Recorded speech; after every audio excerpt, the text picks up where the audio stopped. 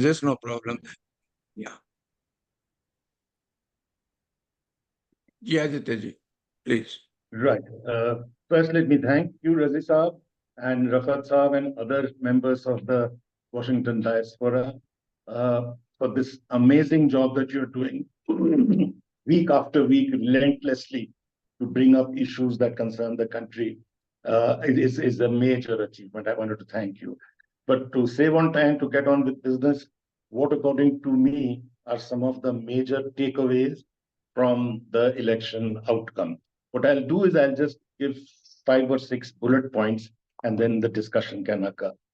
First, most important outcome is that the pall of fear which had descended all over the country has to a great extent significantly lifted. The Modi government, as is now currently said, has been put on a leash. The taking to the streets by the opposition, which started some time ago, in fact, started with the Bharat Jodo Yatra, the Bharat Nyaya Yatra, has considerably altered the narrative from Hindu-Muslim all the time to Hindu-Muslim polarization to Mohabbat ki Dukan to substantive issues of economy, unemployment, the Dalit Adivasi rights, etc. The one big takeaway was the brave, independent journalists on YouTube channels, people like Ravish Kumar, Dhruv Rathi, Ajit Anjum, Deshbhakt, Akash Banerjee, and large number of stand-up comedians and cartoonists. They have, despite severe repression, they have managed to completely challenge the Godi media in a very big way. This is a very significant aspect that despite complete control over the media, they made an inroad and they made a big difference. The difference was that from Modi, the god, the avatar who descended from heaven, he has now become the butt of jokes and cartoons. It's a major shift that WhatsApp groups are now full of cartoons and jokes about Modi. So that's one takeaway. The second big takeaway is the role played by civil society organizations who played a major role in the election, just as they did in the Karnataka Assembly elections earlier. At the national level, they came together. And even at the local levels, for example, we know that in Delhi, several civil society groups, independent of political parties, organized themselves in small groups and went to house virtually to campaign against the emerging authoritarian regime. So this was a major takeaway, the activity of the civil society group, because it deepens our democracy to a considerable level. And they said that they did it despite the political parties whose hands were really tied behind their backs. Their leaders were in jail, many of them, their accounts frozen. Despite this, the civil society groups played their role. The third major takeaway is that the obscene rise in inequality that has occurred in our country, where, in fact, now not only the very poor, but about 80% of the population did not buy the Viksit Bharat story, just as in 2004, they did not buy the India Shining story. So this is very evident in the election results. And even the upper classes, who by and large did vote for Modi and the BJP, they also appear to us to be somewhat disillusioned by the brazen state-led corruption that has occurred. This whole business of what is now popularly called Chande Se Dhanda or Hafta or Basuli done by the government through the electoral bond scheme, their large-scale buying up opposition MLAs, etc., buying up, bullying them into breaking up their parties. This has caused severe damage even to their middle-class following. And this was very evident, for example, in Maharashtra. And this has gone on till the last day. The Prime Minister and the Home Minister and Adani making claims that asking shareholders to buy more shares, more buy stocks, because they say that it will rise on the day of the election results, when their internal analysis had already told them that that was not so. So a false assurance was given and a huge killing was made in the stock market. So this is corruption of very, very high level indeed. The fourth takeaway is with the temporary halt to the downslide towards an authoritarian communal fascist regime and the rise of a credible opposition has created the hope that the institutions of democracy, the judiciary, the bureaucracy, the media, the education system, the election commission, and so on, that they will show a little more spine, that they will not lie down when they are asked to bend, as they have been doing to a very, very large extent. So this is one great hope. It's a challenge ahead. As for the challenges, I'll just make two short points. First, what will be the pushback from Modi after he is being electorally chastised? This is to be watched and responded to very carefully by the opposition. Even as the first round of elections began to show that the Modi magic was waning, Modi reacted in panic. He reacted by unabashed, low-level, street-level Muslim baiting that he did, and by declaring himself as God's avatar, not as a biologically born human being at all. So he really went completely berserk. Now, whether after the results he will do more of the same or he will pull back a little is a big question mark. It is not certain. The immediate signs are not very good because days after the formation of the government, the attack on Arundhati Roy on a 2010 case has been brought up, as well as the usual meddling with textbooks of history, where again the Muslim baiting and Hindutva ideology is being promoted days after the election. The biggest challenge, to my mind, ahead is for the opposition to stay united, keep the democratic spaces alive, not retreat from the streets, which they had begun to occupy after a long, long time. And lastly, to continue the battle not only against Modi, but the deeper and larger RSS agenda, which threatens to destroy our nation.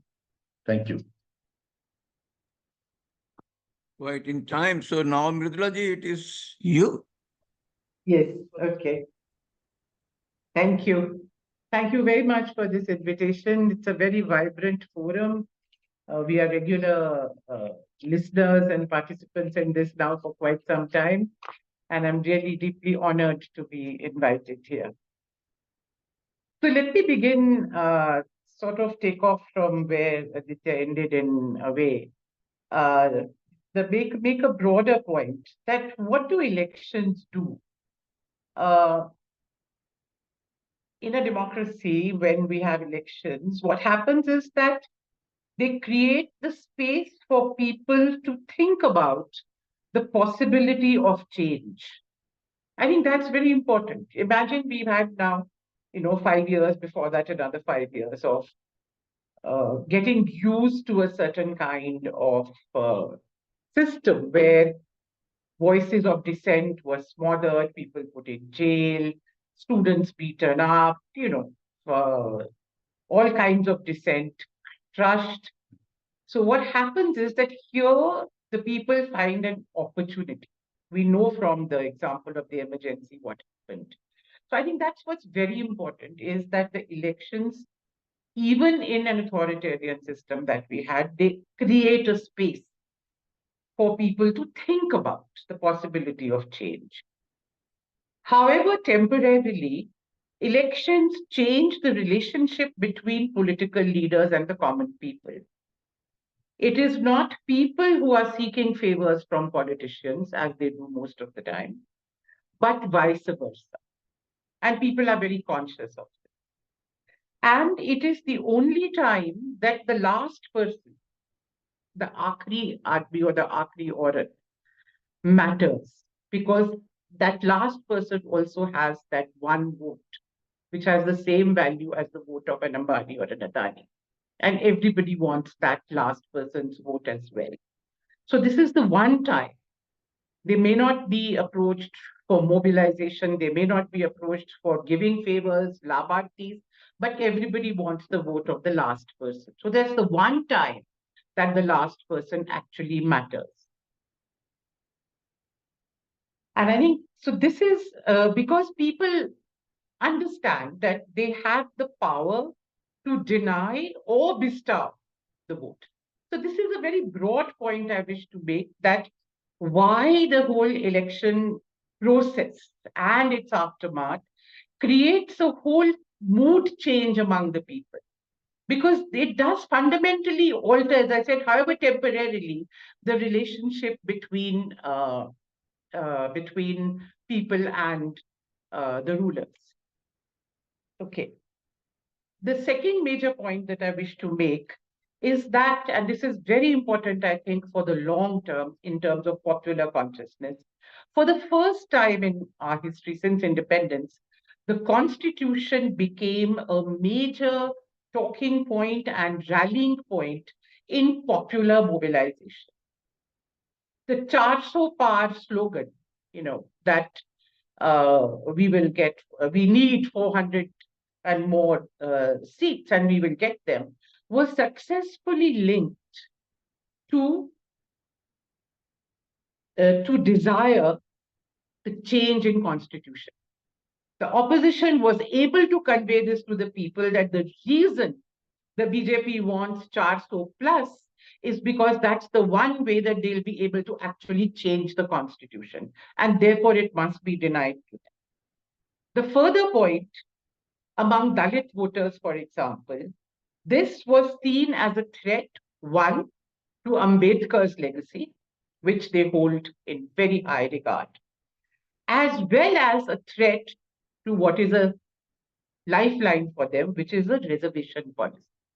So I think in a very fundamental way, the very fact that the Constitution, which is an abstract document, a remote document, became something that was talked about among the poorest of the people, among the most deprived of the communities, is something that I think was very, very important. You might have seen the images of Rahul Gandhi in public meetings. He would be carrying a pocket book size copy of the Constitution in his pocket, which he would then take out and demonstrate, put front and say, this is what we are trying to save. This book carries in it all your rights. It carries in it also the legacy of our entire history, the legacy of Ambedkar, the legacy of Gandhi. So he linked it also with the whole legacy of the positive legacy of Indian history. So I think it was a very new and very important thing that happened, that the Constitution became a part of the discussion. As far as the challenges ahead are concerned, I think the crucial element in influencing the functioning of the present government, including its survival, will be the ability of the India Alliance to function as a strong, united, consistent, active opposition in Parliament and outside. As you know, tomorrow the first session of Parliament is beginning, and we are waiting with bated breath to see what is going to happen. I think it's going to be a very different Parliament from what the government has been used to earlier. And the opposition must remember, and we must remember, what happened. In the direst of times, in the most difficult of circumstances, there was a huge mass agitation against the attempt to impose the CAA and the NRC, which only got dissolved because of COVID and the lockdown that happened. Even during COVID, we had a highly successful farmers' movement, which lasted for more than a year on the streets, on the borders of Delhi, UP in Haryana, from the Punjab side. And this was actually the only example where the government actually accepted the demands, bent down, and took back their policies. So we have these two very, very important examples of what opposition can lead to, a strong opposition. And the third is, in the most adverse of circumstances, Rahul Gandhi starting the Bharat Jodo Yatra. That was the first time we had this breach in that total silence. And gradually, as the yatra continued through different parts and gathered strength, the whole atmosphere in the country began to change. And that followed with the second yatra also. I'm giving these only as symbolic examples to remember what a consistent, determined opposition can do, even in the most adverse of circumstances. And now it is a different situation. They've got 240 seats in that parliament. Therefore, I would say they do not need to keep looking at the NDA allies. Whole discussion in India media was sought to be diverted in the first few days. Will Chandrababu Naidu and Nitish Kumar, will they desert the ship or not? That is not the point. As I said, having won 240 seats in these adverse circumstances with electoral manipulation and all, we all know what happened. They already have a moral edge over the government. They need to press that home by taking up issues which resonate with the people. For example, the ongoing agitation, which has already started over the NEET and the NET. These are the two national level exams on which there's been a whole disaster in the last few days. NEET has not yet been cancelled, but there's a tremendous agitation. NET has been cancelled, UGC, CSIR NET has been cancelled, and whatnot. And the PG, the postgraduate NEET has been cancelled. And this is a very good example. The Congress took to the streets, especially in Uttar Pradesh. 4,000 people were arrested. And the PCC president himself, Ajay Rai, was arrested. And you saw immediate results. The chief of the National Testing Agency, which is in charge of all these exams, had to be shifted out, and a high-powered committee has been appointed to go into the whole thing. Obviously, the government is on the back foot, and they have to keep the government on the back foot, not let it move from there. The issues that there are there, there's no dearth of them. The criminal law amendment bills, which are supposed to go into action on the 1st of July, are an immediate issue, which already the DMK and the Trinamool Congress have taken up strongly, not just in the last few days, they've been doing it for months. The Congress also has spoken up on it, and they need to unite and take, because this is one of the most dangerous things that can happen. And there are any number of other issues. For example, the issue of MSP for farmers, it's already a mass issue. The farmers in Punjab were sitting in agitation till a few days before their voting date. They got up only because they had to go back home and vote, So it's already there among the people. Also, I could go on and give many examples, but I think very important is the upcoming elections in 3 states, which are later this year: Maharashtra, Haryana, and Jharkhand. They present a fantastic opportunity. Already in these 3, the opposition parties are quite strong. They have made inroads in the Lok Sabha elections. Significant gains here will alter the power balance at the national level and further erode the credibility of the government and, of course, of the Prime Minister. So there are a whole number of these issues, and I would like to, disagree a bit with what Aditya was saying about, not knowing exactly what Modi will do, and the action on the textbooks, and Arundhati Roy is a pointer to things going the wrong way. I still believe these are trial balloons. The government wants to see what reaction, what can they get away with. So the crucial thing is going to be how we, the people, and our leaders in the opposition, how we react. We don't go back into a quiet mode, but we remain in the same mode that we were during the elections, which got us these fantastic results. So in my mind, that's the crucial thing. Whether it is Chandrababu Naidu and any others, what line they will take, it will all depend on how strong the resistance is. Even what the RSS will do, what internal bickering will happen within the BJP and the RSS will all depend on what happens. How much this the credibility of this and be consistently challenged and just not allowed to regain the kind of position, the moral position which they have got.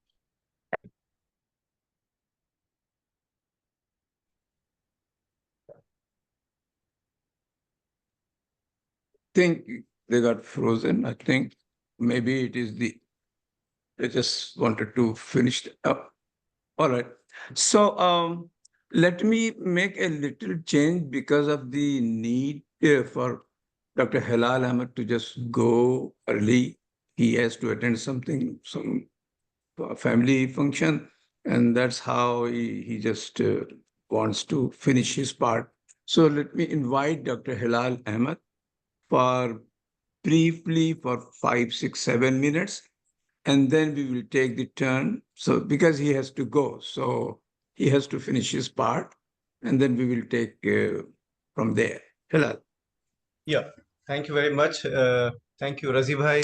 It's a great honor to share virtual dais with Professor Zoya Hasan, Professor Mridula Mukherjee, and Aditya sir.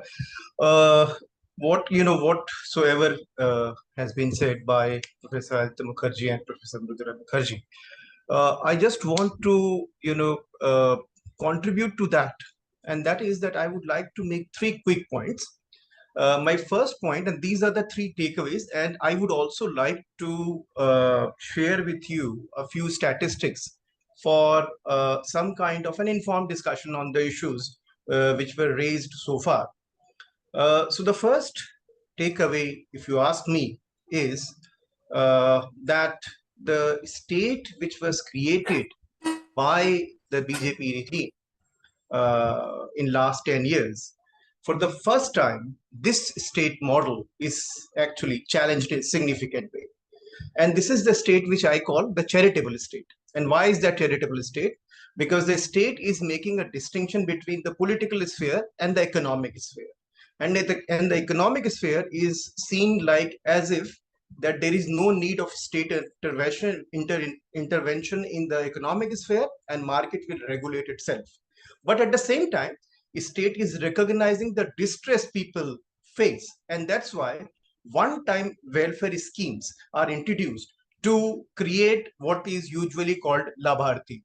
Now, this state model was very much highlighted in the BJP manifesto.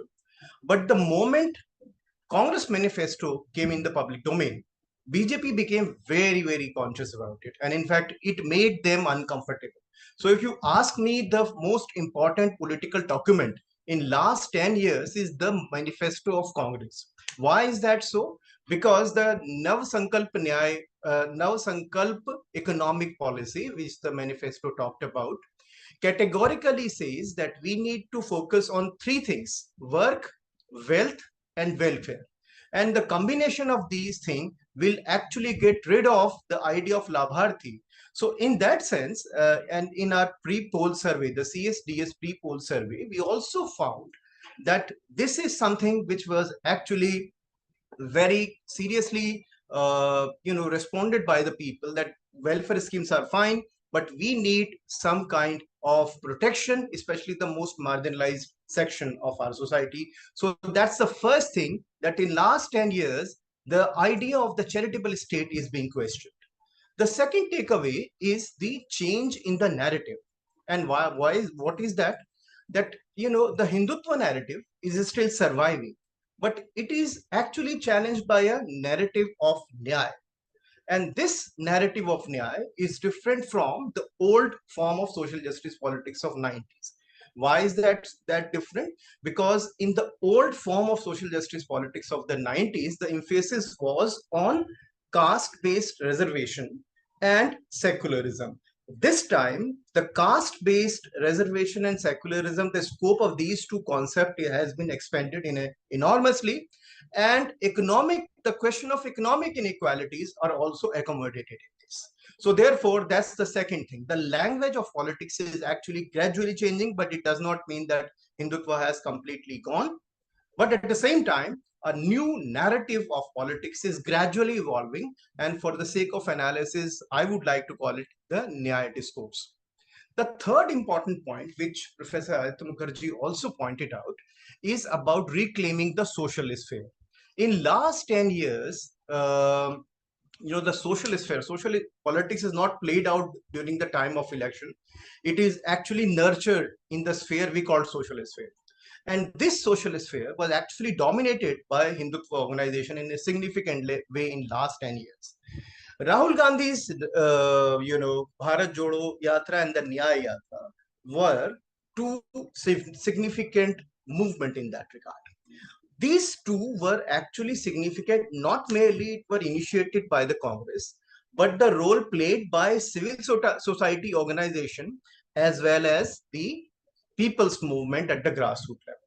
So in such a way, I think that the social, the sphere called social, which was still dominated by the powerful Hindutva-driven organization, somehow sensitized. And in my view, this sensitization played a significant role in this election, because the voting percentage in those areas increased significantly and the results were also changed.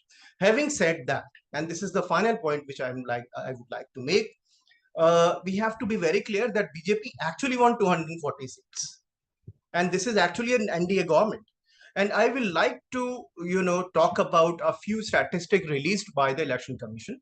BJP contested 441 seats. It won 240 seats. And the vote share of the BJP was around 36.5%. And the vote per seat contested of the BJP was 44. Congress did very well. It won 99 seats, and the vote share of the Congress was 21%. What is interesting is the performance of DMK. DMK, obviously, it's a regional party. They won 22 seats, but in terms of vote share, it was 47. And the most significant development was the TDP. TDP won 16 seats, and the vote share of these 16 seats for the party was 54%. Now, if we look at the sample survey which we did after the election, what we really find interesting is that the upper caste, Hindu upper caste vote for the BJP is remain intact if we compare with 2019.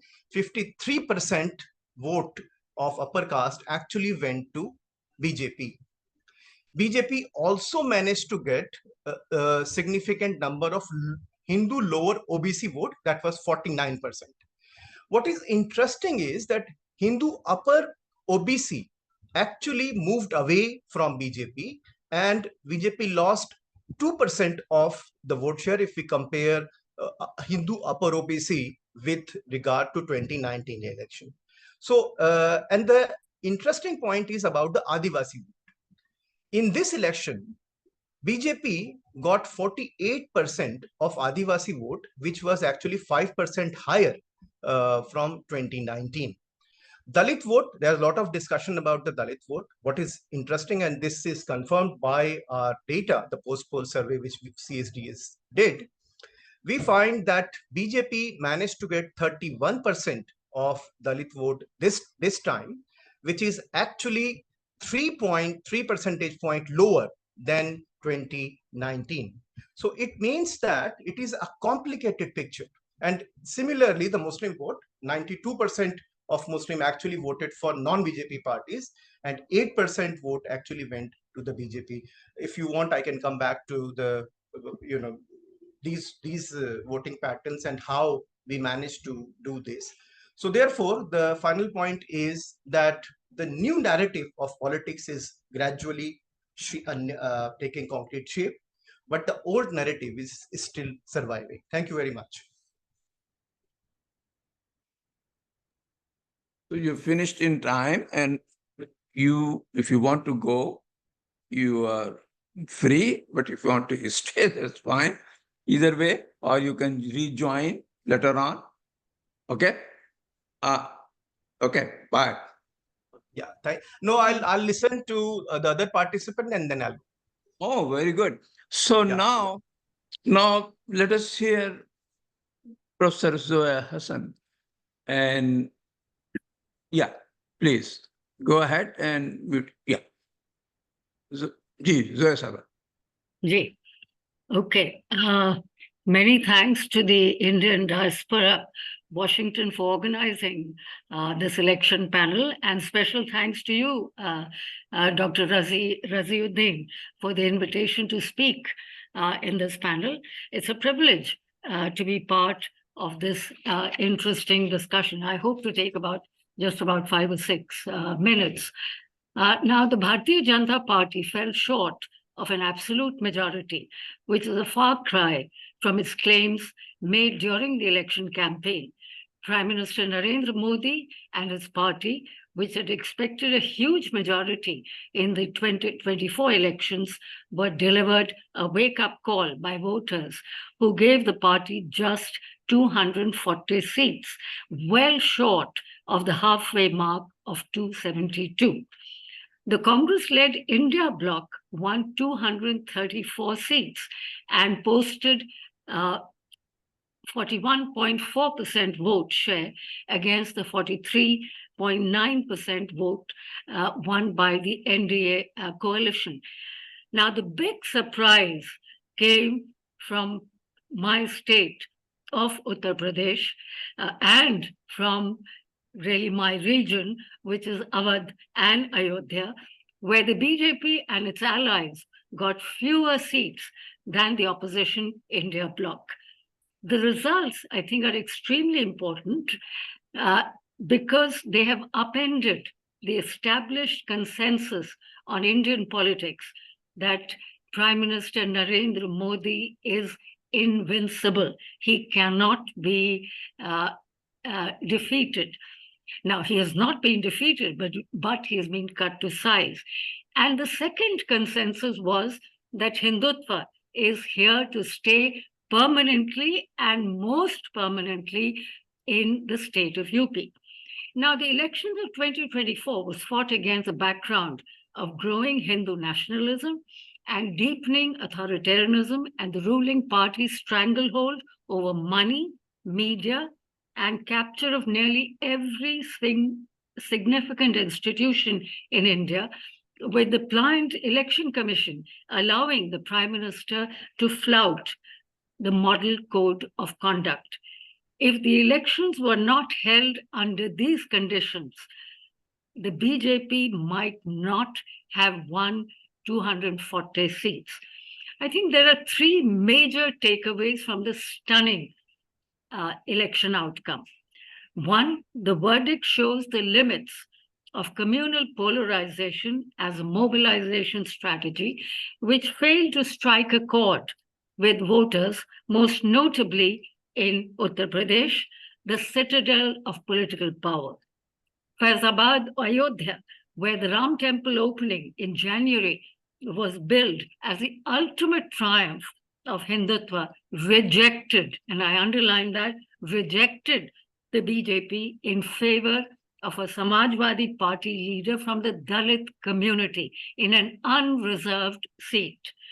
This speaks to a wider lack of support for the Hindu nationalist project, which could not trump livelihood issues in the heartland of Hindu majoritarianism. Second, the verdict points to the importance of economic issues. The opposition was able to capitalize on public concerns over livelihood issues, especially unemployment, which is at an all-time high, and price rise.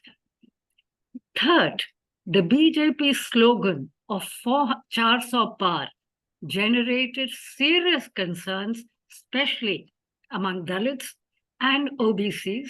They were worried about constitutional revisions and affirmative action. I think the opposition landed a punch by exploiting these fears to stunning effect by turning the election into a battle for saving the constitution and saving democracy against authoritarian rule. What are the consequences of this remarkable verdict? For a start, it is an indication of course correction in Indian democracy. Indian voters have shown that when they see threats to democracy, they tend to place limits on leaders with autocratic tendencies. In this election, democracy and the constitution is the real winner.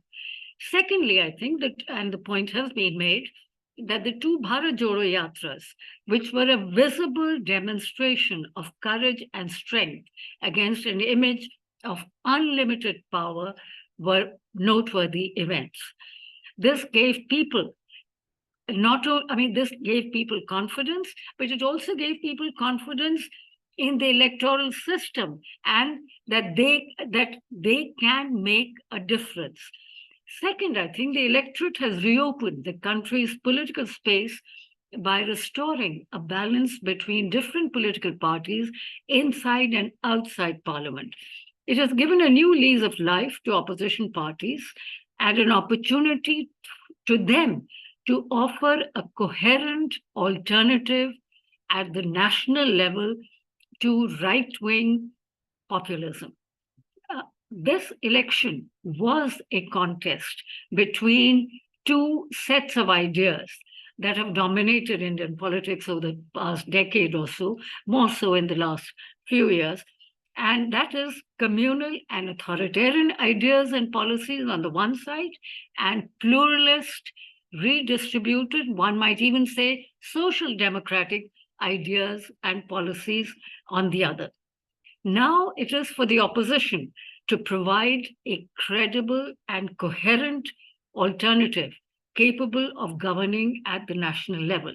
They must introduce changes in economic policy framework in states where they are in power to ensure basic social and economic rights for everyone and respect democratic dissent, in contrast to the undemocratic, centralizing, and unitary rule of the BJP.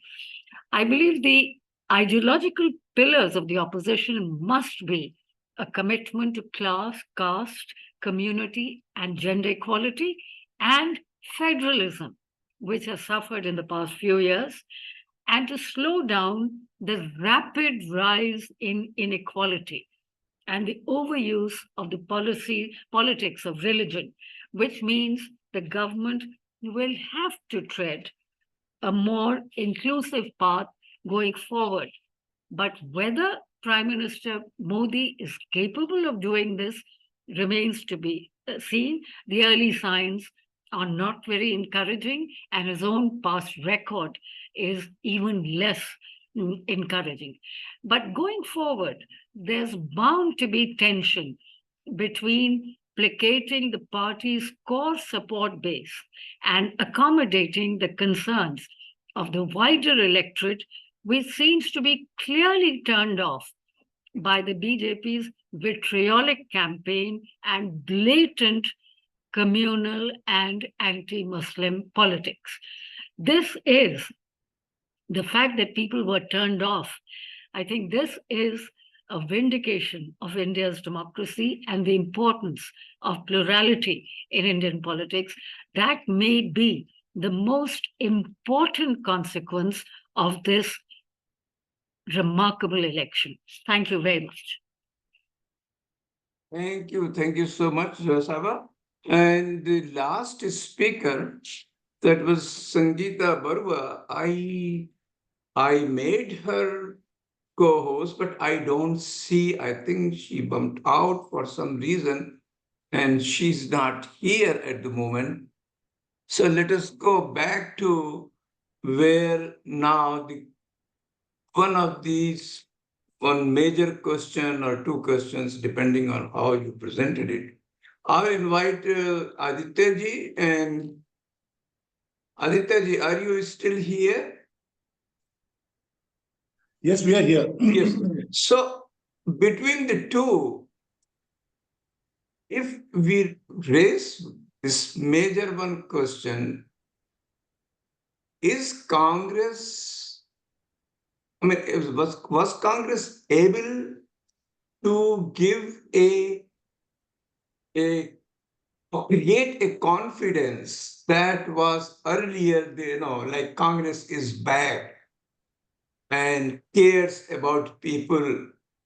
Congress is the one which has to be now replacing the BJP or Hindutva and able to do it. I mean, Congress got an impression in people's mind that during all this period, it is no more the same one. It doesn't care that much about people's needs. Is this the new social, like socialist Congress of Rahul Gandhi, which has created a level of confidence into minds of people and gives something? You can take any of these and please respond briefly. Yeah, I think Razi Saab, you've raised a good question. What is happening to the Congress? There is no doubt about it that the Congress had, from being a party of movement, had become an election party, basically distributing patronage, and did not show any capability of taking on this battle, which had to be in a movement mode. What Rahul Gandhi did was bring the Congress back into a movement mode, and I think he succeeded in doing that and breaking this notion that, that there is no alternative Modi Distina factor. Everybody was talking about there is no credible alternative. And this whole Pappu image of Rahul Gandhi, that has been, successfully shattered. So the Congress is back in the game of a movement, that is for sure. But the issues that the Congress still has ahead of them is that their organization has been, in large parts of the country, completely dissipated. So they have to come back in an organizational way as well, carry forward the push that is being that was given by Rahul Gandhi and by the movements that he organized, has to be now brought to the district and the village level. So these are major issues that have to be taken up. And so far, it seems that Mr. Khadge, who has taken over as Congress president, is showing is seen as and is showing remarkable capabilities. So it is perhaps the party is on the upswing, and I think for Indian democracy, it will be very good if a credible, major national alternative was to come back into the picture. So, Mridula ji, will that Congress be more conscientious about Dalit and the Muslims who have lost faith in like 10, 15 years back that they are just voters and Congress doesn't care about them? Because whatever happens to Muslims, they never come on the street or raise the issue. Now, after all this winning with 92% Muslim votes, is Congress going to stand up for the Muslims and Dalits?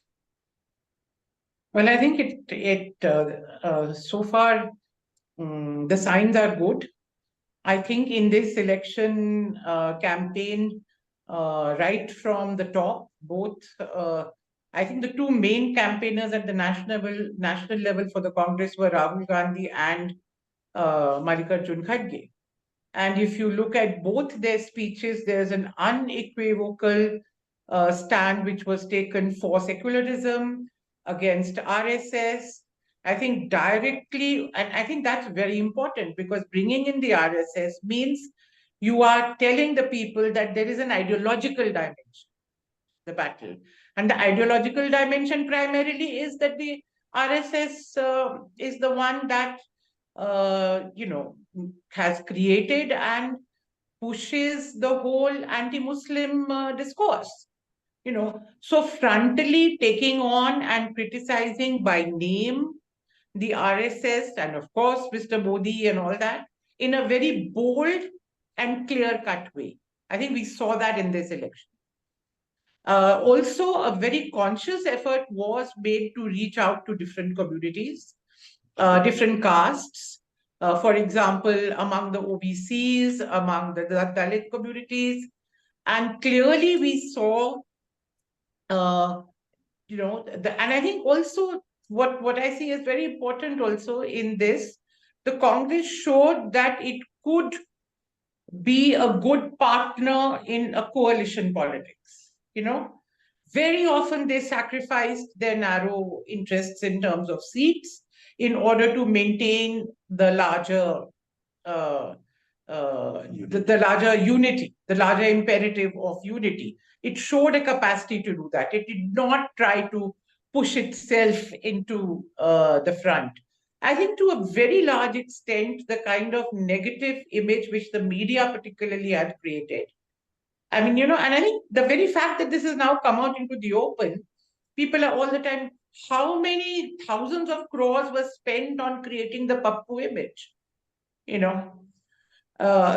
which has completely disappeared.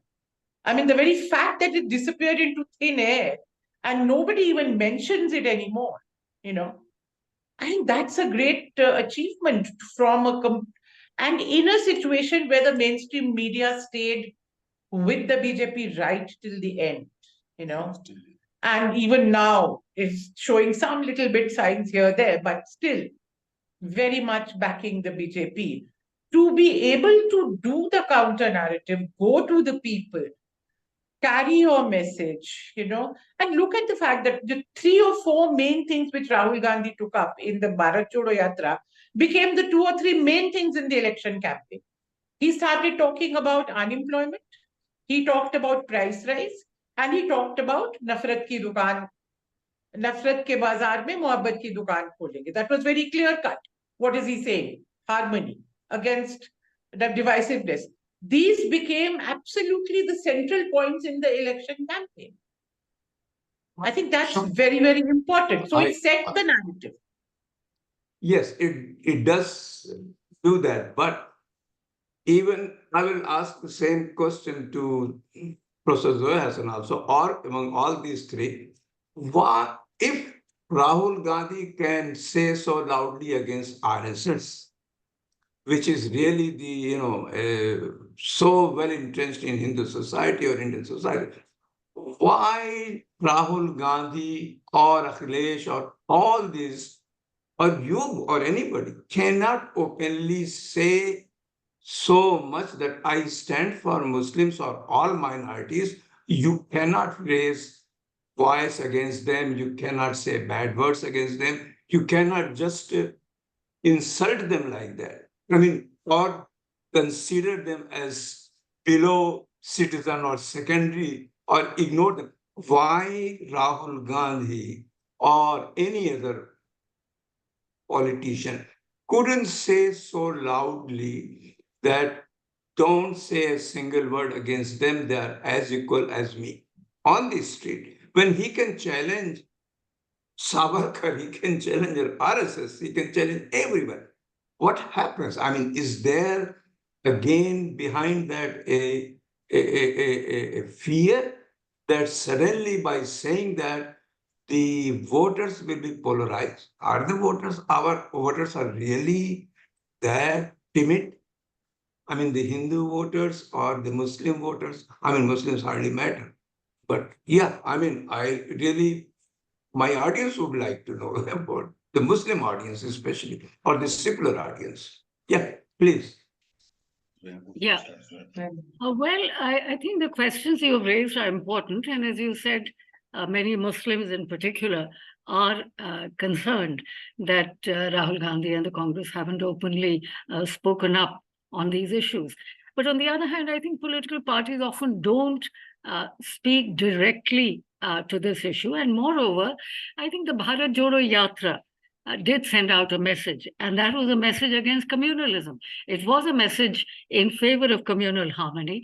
And in that sense, it was very much a message of living together peacefully. So I think we cannot say that Rahul Gandhi and the Congress are not concerned about it. Secondly, I think there is perhaps a very deliberate decision on the part of the Congress as well as the India bloc not to get involved in the Hindu-Muslim issue directly and instead focus on economic issues, to highlight economic issues, unemployment, price rise, rights, and so on and so forth. And the Congress manifesto actually was centered on the question of social justice and equity.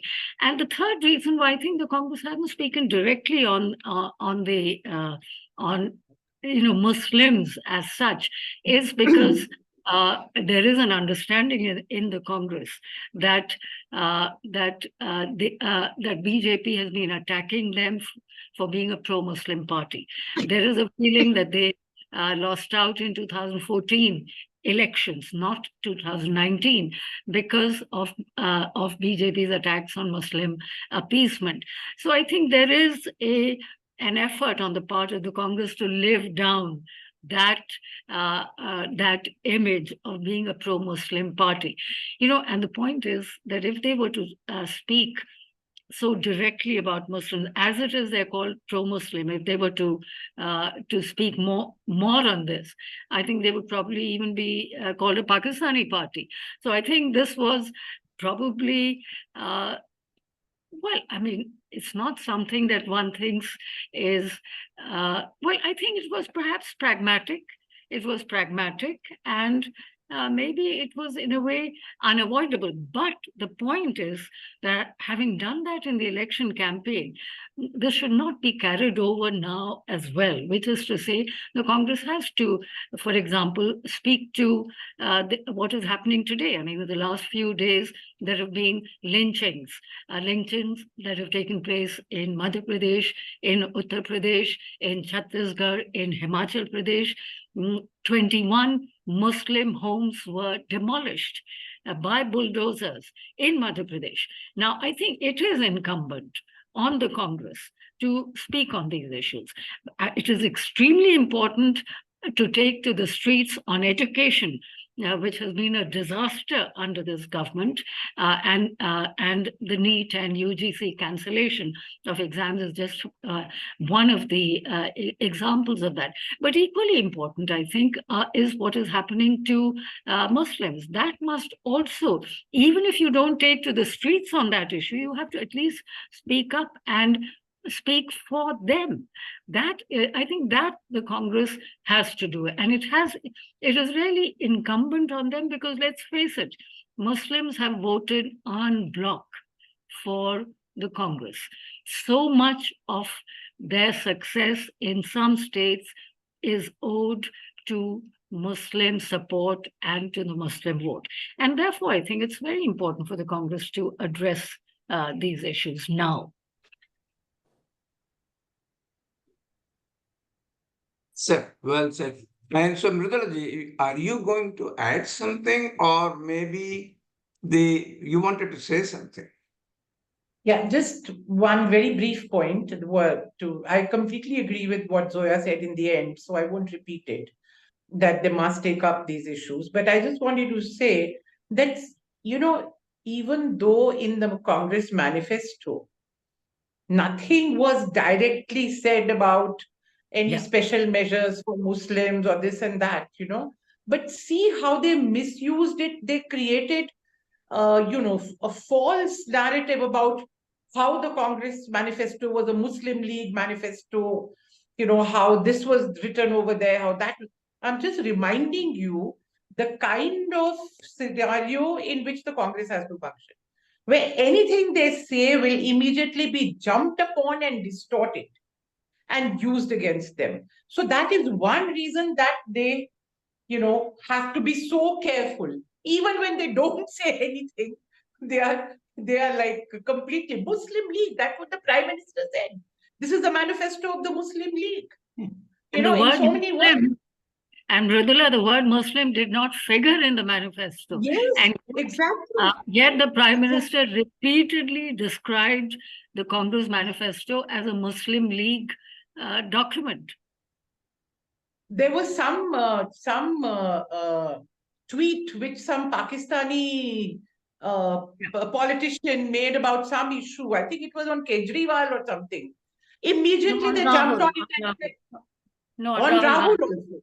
Yeah, immediately they said, see, this is he's a representative of Pakistan. So I'm saying we have to keep in mind that whole scenario also, when we are making our points. Yeah. Razi, can I say something? Razi bhai, can I say something? Razi bhai, I'm still here. Can I say something on this? Hilal, okay. One thing I just want to ask before you all say anything. Sangeeta Barooah is here, but I cannot. She claims that she is in, but I cannot read her name. We made her co-host and she disappeared. She is still here. I cannot figure it out. Rafat, please find her somehow to make her Maybe, co-host. Razi bhai, maybe she joined by a different name. So she should write on the chat at Yeah, least to identify herself. Anyway, Hilal, go ahead and please. Yeah, very briefly, whatsoever is said, I completely agree with Professor Hasan and Professor Mridula Mukherjee about that. I think that there are two things here. One is the practical aspect of politics, and both Professor Hasan and Professor Mukherjee has very categorically and clearly spelled this out. We know that. Congress is also a professional political party, and if you are a professional political party, you have to take care of something. You have to take things very seriously when it comes to public perceptions. So that is understandable. But there is something deeper, and that is that what is the principle on which your manifesto is based? And in that manifesto, there is something called secularism. There is an adherence to secularism. Now, I think that it would be better for the present day Congress politicians to learn this from Nehru. Nehru was able to get rid of the tag of Muslim appeasement by creating a three-level sort of an apparatus by responding to the question of appeasement, especially immediately after the partition and immediately after the first general election. What he did first was the question of representation. Nehru was very categorical about this point, that there is no need for separate quota on religion basis, and that's why when Jayaprakash Narayan said that in UP Assembly some kind of an informal arrangement can be made to have some Muslim can be, the ticket could be given to Muslims, he opposed this. That's one. When Kaka Kalekar committee was constituted, Nehru was very clear about it, that the socio-economic backwardness should be the only criteria but by which you provide affirmative action to different communities. So there is no need to look at the, both at the level of representation and at the level of inclusion. He was very clear about it. But the third level was the cultural policy, where he would say that we have to celebrate religion. And you cannot ignore the contribution of Muslim in nation building. Not merely nation building after the independence, but the nation building, the nation in his imagination and in his discovery of India, where different civilization and coming and contributing to it. I think Nehru was very clear that if we go back to the cultural policy and start actually investing in the cultural policy, then the question of representation and inclusion will become easy to solve. So what is happening at the moment, BJP was successful in 2014 to mix all these three together. So the question of representation, question for Muslim backwardness and inclusion, and the cultural policy, they got everything together and they started blaming Congress for Muslim appeasement. But if you look at the Congress history and the manner in even the constitution of such a commission report, you find that it was primarily based on the question of socio-economic backwardness. And this is something which Congress need to assert at the moment, because these are the principles on which certain political argument can be made. So I think I stop here. Well, now the time is up for me to say anything, and I will hand it over to Dr. Rafat Hussain for the question answer session from the audience, because a lot of people want to really know from you guys. Maybe they have something else to ask. And unfortunately, Sangeeta Barooah is there somewhere. We will accommodate her. But Rafat, please take it over. But before that, if you can show the coming Saturday's announcement and then take over for question and answer session. Sure. Thank you. Okay, And there are many in the audience who will. Well, is a very important coming one session with Professor Naima Khatun, first female Vice Chancellor of Aligarh Muslim University in its 104 years of history. She is going to talk on role of old central universities in the evolving educational scenario in India. She is a professor of psychology. She was also the principal of Women's College. She will be joined by Professor Farhat Nasreen, head of history department at Jamia. And introduction will be given by Professor Vibha Sharma, who is the distinguished professor of English at Aligarh Muslim University. So over to Rafat Saab for the question and answer session. Thank you, Razi Bhai. I just wanted to add before I begin the question and answer session to Zoya Hasan, Professor Zoya Hasan's point that yes, it was a pragmatism on Rahul Gandhi's part when he visited DC and the Muslims. There was a large number of Muslims attended his event, and they keep asking about the Muslims' situation in India. But he came back and always said, okay, it is about the minorities. He never named the Muslims. So it was a pragmatism on his part, and he didn't want to name the Muslim as such, but they were enveloped in minorities. So anyway, so there are a lot of discussion going on in the chat box. So as everyone knows, because you guys are veteran now, so you can please raise your digital hand because I would prefer to raise the digital hand so I can easily monitor. Otherwise, there is a lot of chatter going on. So, but in any case, I invite Manoj Singh Saab. Please go ahead because I know you have put some comments and I wanted to listen you if you are still there. Manoj Singh Saab. Yeah, I lifted the security so they can unmute themselves and they can start their videos also. Yeah. Manoj sir.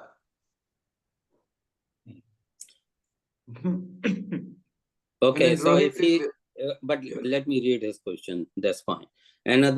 He brought back main BJP leaders in the cabinet in same portfolio. They don't want any changes in it. There was the last comment. Sorry. So he was asking.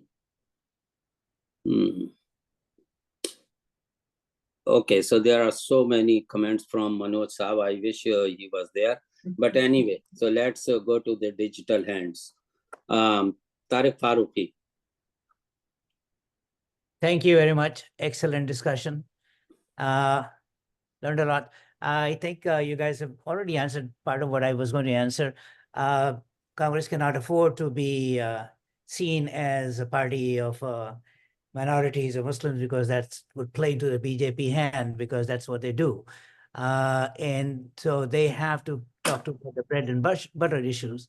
And that is how they would have to proceed. But I think where Rosie was getting into, once in a while when there's lynching going on, or where there are people in prison without trial for a number of years, or where somebody is attacked on the perception or even claim that they might be carrying beef. And it turns out that it wasn't, but that somehow when those things are happening, that somebody should speak up. And because the Muslims would like to feel that they are at least equal citizen before the law, and that somebody is going to speak for them rather than, with the minority community itself. I think within that point, otherwise I'm okay with the Congress Party to talk about the bread and butter issue as they should, because there are huge amounts, as everybody's pointed out, the problems in the country about jobs, about the way the examinations are being conducted, about corruption and everything else. So I'll stop right there. Any comments?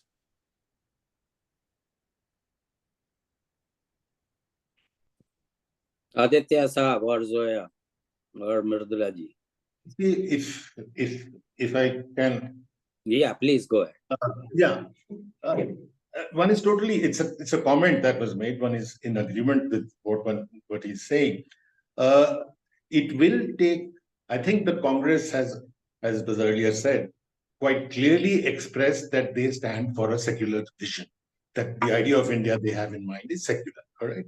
The issue of whether they are directly naming the Muslims, I have in the past several times been saying exactly this, that why is it that the M word has become so, something that you cannot even mention, because the fear that there will be a Hindu backlash. Now, that is beginning to change. Mind you, and I have to give the example of Jawaharlal Nehru and Gandhiji, who would repeatedly, without any hesitation, Gandhiji goes on a fast, his last fast, saying that until all the Muslims who have been thrown out of their homes are brought back, I'll die. I will not give up my fast. Now, they could do it at a time when the Congress was a powerful movement. Here, the atmosphere is one where you are demonized even before you opened your mouth. So in that situation, I think what the Congress has succeeded in doing is now created the ground. I started my talk by saying that the ground has been created of the fear having lifted, and I think voices are going to come out more and more in the open defense of Muslims is going to be possible only if Congress can emerge as a credible alternative. So these had to be balanced. When and how you articulate your vision, I think we need to be a bit more patient, perhaps, and not as critical in by saying that why is it not being done in this way rather than that way. Thank you. Okay, so let's Manoj. Rafat, yes. Sangeeta Barooah has joined now as a co-host. She was the speaker, supposed to give her 5 to 6 minutes of her time. So please invite her. Now she is there. Let me see. Yes, she is there now. Please invite her, and then we can take her from there. Okay, you are invited, Sangeeta ji. Thank you so much. Apologies for this. I don't know what's happening. I'm traveling. So, yeah, I've heard most people who have spoken, and I think it'll only be a repeat if I say go back to that. But I'll quickly point out certain things because how do I see this election as a journalist, and whether I should be hopeful or not? So at this moment, that's the question at the top of my mind. So of course, talking about hope, this past week in Delhi, a group of independent journalists, academics, and political activists, they felt that they should celebrate the results because the numbers have given them some sort of, and all of us, a semblance of hope that we may be able to do our work as it should be without the fear of central investigative agencies set after us, without the fear of getting thrown into jails under draconian laws, UAPA and the PMLA now are all over, or our electronic devices and phones being tampered with spyware. So that's something, so some did come for the celebration, some stayed away, saying that there's nothing to be hopeful about at the moment till we see some real signs that expressing dissent and freedom of speech are no more going to be treated as crime by the ruling regime, while it also parallelly peddles the term India is the mother of all democracies to the world. So, people have been cautious about celebrating also or looking at it with some sort of hope at the moment. But for me, as a student of politics, as a journalist, these results are significant because even if neither side got a majority, the mandate given by the people had a certain clasp of messages. Of course, the invincibility of Narendra Modi is crumbling. That we can say for sure. So that's something which is like, when we call the mainstream media has been peddling this, but this election is a proof that his invincibility is crumbling. And his communalism card also, I would say, may not, work always, perhaps, because these are the messages we get. And Modi may have been successful in stitching together a coalition government at the moment and is calling it Modi Sarkar. But this public mandate, I would say, is not so much to allow him to return to power, but a kind of a public mandate to create a formidable opposition that can take on both the inside and outside the parliament, the Tana Shah or his Tana Shahi. Mind you, this is a dictator and his dictatorship. Mind you, these were words that voters used for Modi regime in North India. the hotbed of Hindutva politics in the run-up to these elections. So for me, the mandate is also a message given by the rural India to urban India that their issues matter. That religious communalism, it can't be served on the dinner table in a rural household. They need jobs, they need food, they need price control on basic amenities, they need power, water supply, healthcare, development, So, and also you have to look at it, these mandates also from the the farmers from the perspective of farmers protest. I think it is a message that was sent to the corridors of power in Delhi that farmers protesting for over a year is not without any genuine concern. And also Indians, villagers can't be scared away with police baton and arrest warrants. They can't be compartmentalized so easily as Deshdrohi or as Khalistani separatist, for having opposed certain policies of the government of the day. So that was all some of these were messages that we as journalists can see through these elections. Another thing what I saw was like hours after winning the elections, the TDP, the Telugu Desam party, it also made the right noises about protecting minority Muslims, and although it gave us some hopes, and also about the need to probe the alleged use of Pegasus on opposition leaders, at least in his state. So in the TDP stronghold. So being a part of a journalistic investigation that had unearthed the tentacles of this notorious Israeli spyware in India, I saw a sign of hope. I was asking myself, has India then truly become a rainbow coalition sarkar? By the way, in the gathering in Delhi that evening, there were enough signs that conveyed that the danger is at the door, because some of the fellow travelers talked about having received fresh sets of summons by the investigative agencies just a day after the ministers were sworn in. So, and then we know a few days later, we all heard about decks being cleared, to prosecute Arundhati Roy for a speech given some 15 years ago. So it's as clear as the day the regular tools are at play once again. So it has brought us back to the focus about the challenges ahead. So we are now as journalists that, I'm asking questions whether there will be a new set of people sent to jail or prosecuted. Is that, will we see a new set of opposition chief ministers thrown behind bars? Mind you, Professor Mukherjee has also talked about, the new Indian Penal Code that is going to be that'll come in force, I think, in effect from July 1st. Just to give an example quickly here of these new laws, which are like some of the best legal minds have questioned this, and we are going to be, to come under these laws. Anyone arrested, can be kept in police custody for 60 days as against a fortnight in the max. Think about it, and so far we knew that whatever is extracted from a person at the thana and the police station not admissible in the court, but that may not be the case anymore. So these are some of the things that is very, very worrying. We all should be worried about. And but what I can as a journalist see is that for sure, there will be continued attack on the largest minority, the Muslims.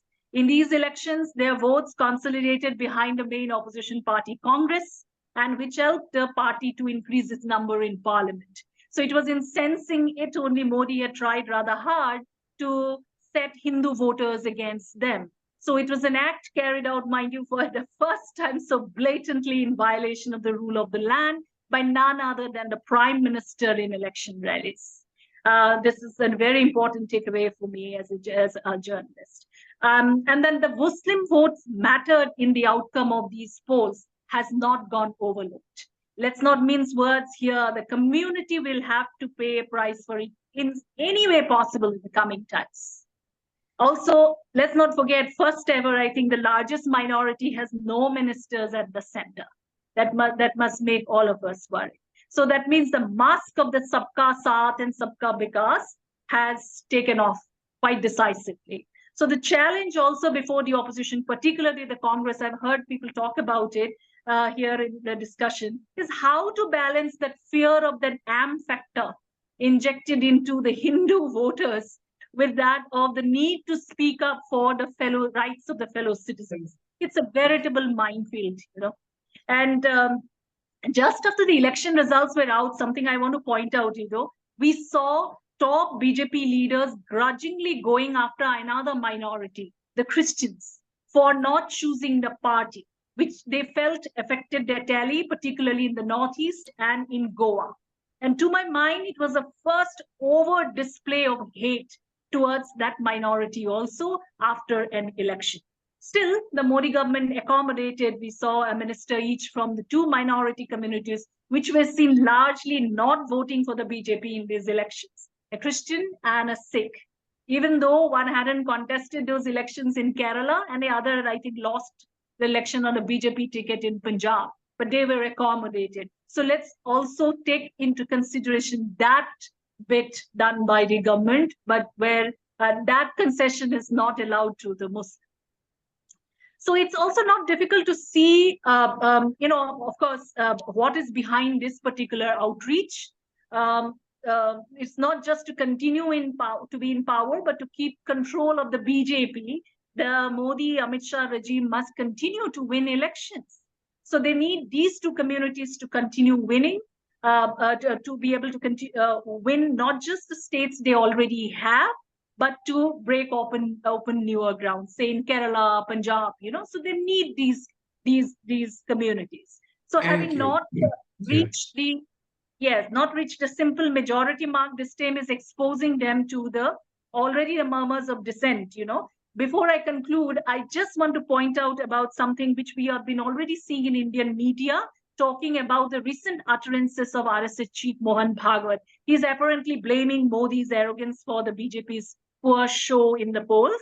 But what for me as a journalist who covers the Northeast is important is that the Bhagwat seemed to have found his tongue finally to talk about Manipur requiring attention.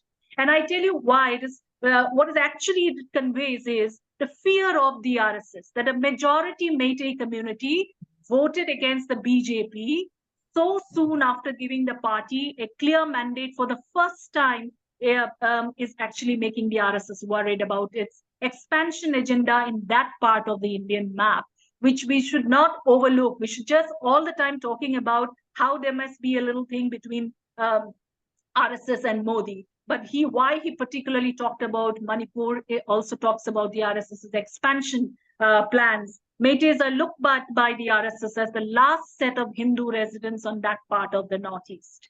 So I would like to conclude here, but yes, I would also like to say that the biggest challenge ahead, as some of the speakers have already talked about, is protecting the Constitution, the rule book that makes us a vibrant democracy. For now, we saw Modi bowing to the Constitution after the election results, but in coming times, it will tell us, whether the public poster holds any value, particularly if its secular tenet is going to be protected. So, and mind you, it is also in the defending of all the values of the Constitution, finally, that the real strength of an united opposition, and particularly our judiciary that is mandated to protect it, will be tested. But I am anticipating a turbulent weather ahead. So I would advise that, seatbelts must be worn at all times. Thank you. Thank you so much. So Rafat, back to question and answer session. Okay, thank you. Rohit Tripathi, please.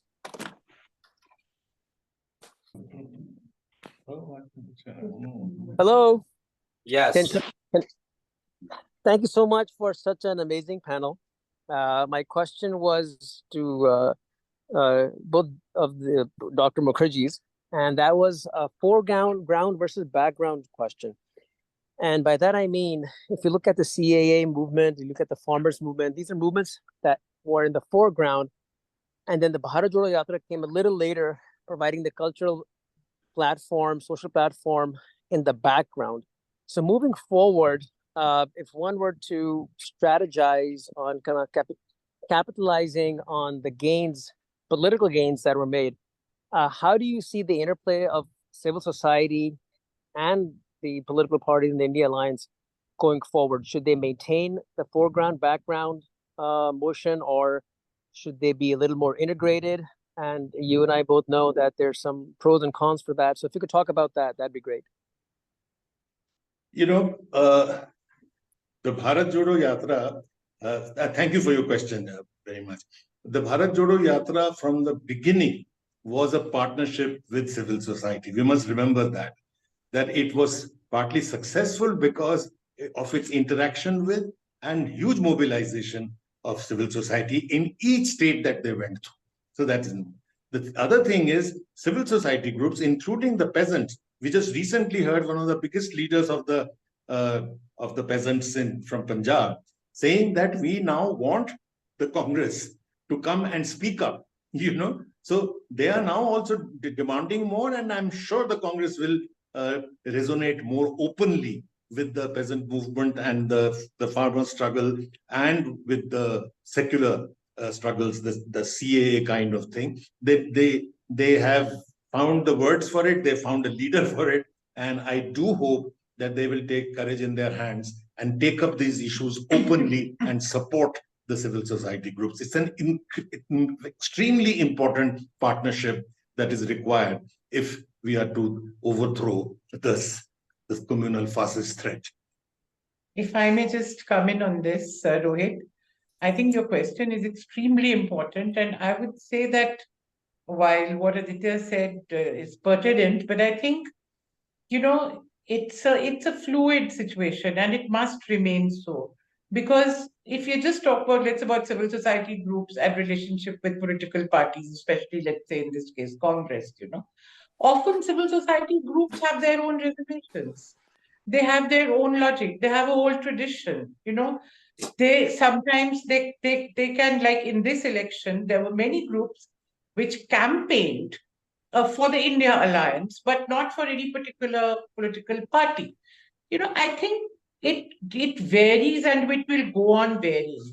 What is important is for the political parties to be sensitive to and have the capacity to respond to ongoing situations.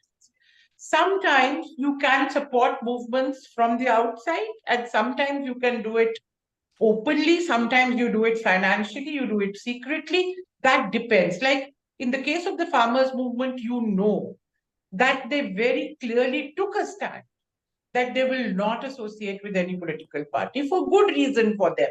Because they knew that when they do that, if they do that, immediately the government's going to swipe down on them and say, you are just a front for a political party. So in their estimate, also, movements also go on changing their strategy depending on their strength. As we know from our study of the freedom struggle, you know, it's from dominion status to independence to whatever be the formal. It's a matter of how your own strength goes on developing, and then you articulate your demands in a different kind of way. So all this is the main thing is that there should be synergy. There should be an openness on both sides, including, I would say, a lot of times civil society groups' reservations are also, you know, they're too much, because there's been a whole tradition of being very squeamish about associating with political parties.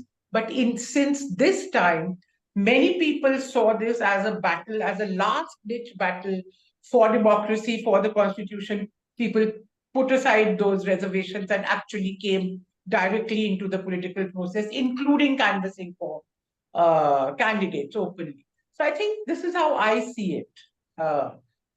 Also, what is important is that cadre which emerges from these movements, from these associations, some of it at least must get absorbed into the mainstream political parties. Those who are willing to do so, you know, that's again a process, you know, a dynamic process which must go on. That's how leadership will get renewed within the political parties as well. Thank you. So there is a question from Victor Ghalib. The current news of the people like Hasan Ahmed, I believe, in Bengal being attacked and killed, and Hindu mobs attacking Muslim shops and lynching Muslims after Eid on June 19, is this still going on? The law enforcement is the same, the government is the same. It seems nothing changed. Can someone address that? I don't think we can say that everything is the same. The very fact that the BJP lost 63 seats from its 2019 tally when it had 303, and it's now down to 240. That's a very big change. The fact that the opposition, the India bloc, has 234 seats in parliament, that's a big change. Now, it is true that the Prime Minister is going out of his to give a message of continuity, which is evident from the fact that the cabinet is the same. The four most important portfolios have gone to the same people, external affairs, finance, defense, and so on. But the fact is that this is a coalition government. Now, whether it will function as a coalition, because coalition requires consensus. Now, consensus is certainly not something that comes naturally to the Prime Minister. He has not had to deal with a coalition government ever, from the time that he was Chief Minister of Gujarat to the 10 years that he has been Prime Minister. He's had an absolute majority. So there is, we cannot, I think we should not underplay the significance of the change. This is a very major political change that has happened. One, because it's an indication of decline of BJP, that BJP is and the Prime Minister is not invincible. Two, it is also a vote in support of the opposition. I think the Indian people recognize that we have to have greater balance in the polity. The last 10 years, there was no balance. It was very one-sided.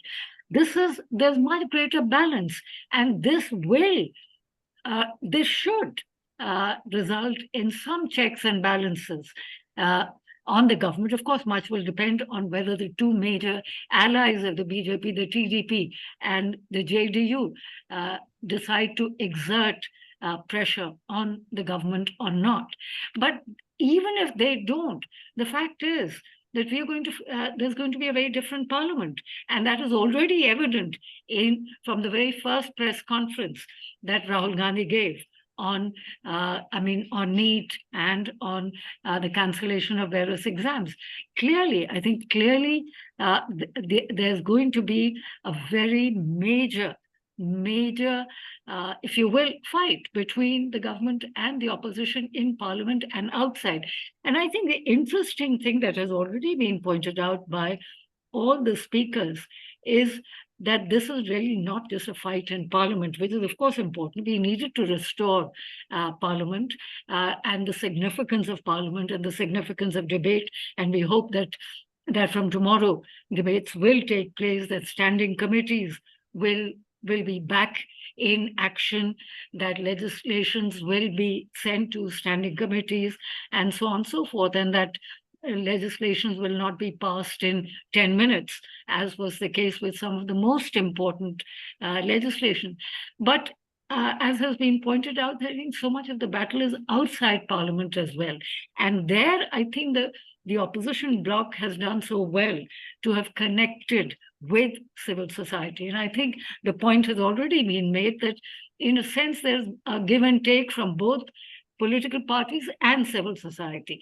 Political parties are connecting with civil society, but civil society also, the kind of reservations that they had about the Congress. Anti-Congressism was such a central part of, if you will, civil society and even the intelligentsia to some extent. Maybe that is also changing a bit, because clearly just about, well, at least large sections of people recognize the dangers to democracy. So in a way, this is a great salute to the Indian people and to the Indian voter to have really created a new political conjuncture, one might say, a new political situation. Thank you, Professor. I'd like to just add one line to this issue of continuity versus change. The continuity in Modi is quite likely. He is likely to try to brazen it out. But the change is that he's not going to succeed so easily. that that is what Professor Hasan is also saying. The change we should be looking for is what is the opposition is going to do, what is the nature of its strength, etc. We are not likely to get too much change either in the RSS and certainly not in Mr. Modi. Exactly. Thank you. Prophet, the next is from S. Sen, please, and then I invite Vinod Mubai. Please go ahead, Sen Saab. Yeah, thanks to you. The point is, Professor Aditya Mukherjee first raised that issue that what Modi is going to do under quote unquote change circumstances. I would try to bring our attention back to 1998. Vajpayee came to power and he was in a way in a far weaker position. From that position, he came to power in March. In May, he carried out nuclear blast. That's a very major decision. It was a coalition government. The defense minister didn't know. He was made privy to the whole plan only 3 days before the first set of blasts, and also the 3 service chiefs. That was 98. Of course, that coalition government didn't last very long. It was probably in October again the election was held, but again Vajpayee came back to power. And Modi himself is far more risk-taking than Vajpayee. Demonetization showed that. Far more than that, Balakot showed that. This is the only instance in global history where a nuclear power has invaded another nuclear power aerially. But okay, fine. What could have happened is a matter of speculation and all that. So, and Modi is also likely far less inhibited by any ethical hang-ups. So that must be kept in mind. Still, I believe there is a change. The hope lies in the hope that the hope has been generated.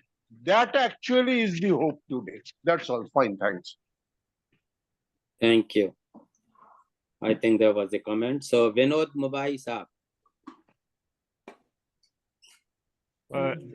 Thank you very much for organizing, Razi Bhai, a very excellent discussion. I have a question for Professor Zoya Hasan about UP, because she spoke very eloquently about the return of non-communal, the victory of non-communal parties over the outright communal. And I learned that in 2000, on the eve of the victory of Modi in 2014, there were very bad riots, organized communal riots in Western UP, Muzaffarnagar area, from which Modi benefited enormously, or so I have heard at a distance. So in the latest election, I discovered to my pleasant surprise that not only some young Muslim woman who's only 27 or 28 years old won from that area in Western UP, but also a devoted Ambedkarite, I think his name is Chandrasekhar Azad, or he's called Ravan or something like that, which is a great, he also won in an area where he had been first put in jail, harassed, and so on. So my question is this a result of the farmers' movement, which was strong in Western UP among the Jats?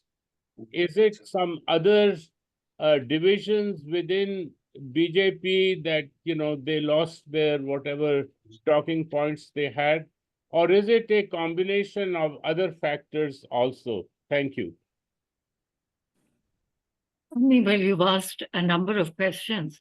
I think, in my view, really, BJP coming down from 62 seats to 33 seats or 34 seats in UP. This is really the story of this election. Now,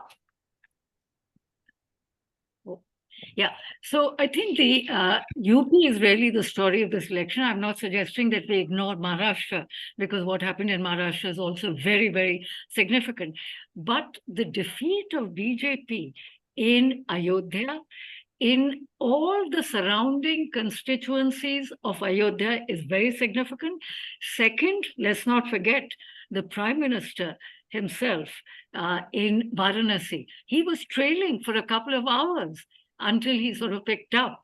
And actually, his vote was reduced to 1.5 lakhs. Now that, whereas they were expecting obviously the Prime Minister to win by about 4 lakh votes.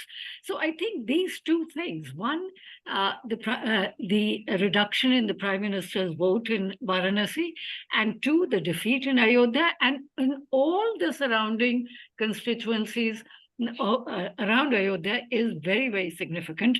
Now, there is, of course, a complex set of reasons, and you mentioned some. In Western UP, clearly, as indeed in Haryana and Punjab, the farmers' movement has had an impact. One might even say it's a revolt of the peasantry against this government and the excesses of this government. That's one. That's certainly one factor. But apart from that, I think there are several other factors. I think this whole Hindu-Muslim thing was overdone. And I think there was a certain exhaustion or fatigue with Hindutva, which was being pursued at the expense of vital livelihood issues. And economic development in UP under the double engine Sarkar hasn't taken off in any significant way, except infrastructure. Yes, indeed, infrastructure has probably taken off in terms of expressways, highways, and so on and so forth. But no significant industry has come to UP, as it hasn't in the past many decades, but nor has it come under the double engine Sarkar. Unemployment is a big issue in UP. Paper leaks, which everybody is talking about, it has been a major issue in UP, and we should not underestimate the role that paper leaks in UP played in the vote against BJP. Then, of course, caste. I think now, again, the very interesting thing is that in a way, Samajwadi Party and the Congress, their alliance was presented a counter to Amit Shah's social engineering by focusing their candidates' selection on the EBCs, the economically backward castes. So that, I think, was the candidate choices that were made by the Samajwadi Party in particular was very, very significant. So I think it's a combination of, if you will, the exhaustion with Hindutva, and that and obviously people were. I mean, it's not as though Hindutva has disappeared, or that people were were not happy about the Ram Mandir. Certainly, they are very happy about it, but that is not necessarily at the expense of livelihood issues. And let us face it, livelihood is a very big issue in UP. It may not be such a big issue in many South Indian states, for example, but it is in UP and Bihar and so on. So I think it's a combination of Hindutva, caste, and economic issues, and smart candidate choices. And finally, of course, nowhere else was constitution made into a bigger issue than it was in UP. I'm not suggesting that it was not important in Rajasthan, where Congress has done well, or in Haryana, where again the Congress has done well. But I think somewhere in UP, it seemed to have been, it has really struck a chord with people. It resonated with Dalits, who constitute 23% of UP's population. They're it's just next to Punjab, which has about 24% scheduled caste population. UP is about 22, 23. So that, I think, certainly constitution was a very, very important issue. Thank you, Professor Hasan. So I keep scanning the chat box, and most of them are comments and compliments. If there is a hidden question somewhere, please raise your digital hand or so. Okay. So coming back. There are two digital hands. Yeah, I am looking at that. Okay. So Dr. Islam Siddiqui, if he's still there. And then I will come back to Nizam and Salman Qureshi. Islam Bhai, are you still there? Let me ask him Yes, to- yes. Yeah, Yeah, I'm please. still here. Yes, we. Thank you so much. This was an exciting discussion. I enjoyed it. And one comment, if you will allow me, very brief comment. I think we should celebrate, several speakers said that, celebrate what has happened in this election cycle 2024 in India. It was a victory for democracy and rule of law and constitution. The specific issue Razi raised, I believe that was a valid one. And my response to that is, I think we should be, Muslim community behave very well in this overall in India by focusing on the outcome and not bicker and divide the votes, and voting 92% going to the non-BJP party. That's an excellent result, and it's a model to be followed. But I think we, in terms of bringing the issue which were to the forefront, what's happening in terms of lynching and some of the other hate crimes going on, I think there's a need for us to be Indian Muslim leadership to call for a meeting with Congress High Command and Rahul Gandhi and raise this issue, because it's a must. You cannot, election is over now, they should be able to, on case by case basis, they should raise this issue as its merits. And I think he will. Rahul Gandhi, I think during someone mentioned about his visit to DC, he was trying to avoid the word M word, but at the same time, in a blanket way, he was always talking about minority rights, and by criticizing openly RSS, I think that was big article of faith, and he succeeded in raising that issue. So I think he's on the right track, and we should have an obligation to raise that issue.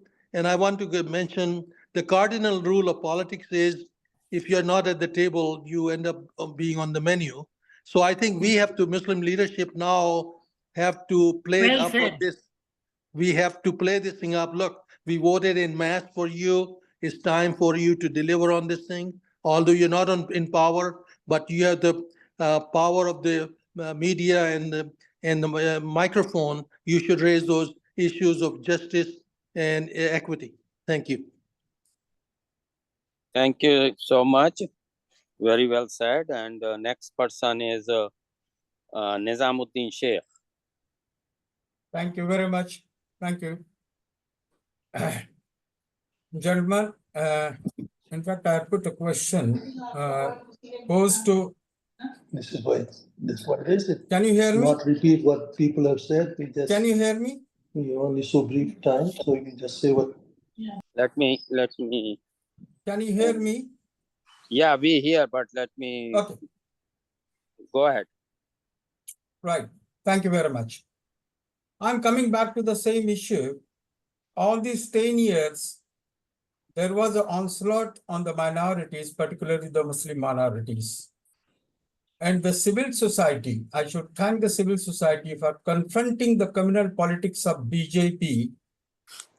Now, what I'm suspecting is that the BJP is comfortable at communal politics rather than answering to the issues raised by Madam Zoya and other speakers about the poverty, the unemployment, and the paper leaks and all that thing.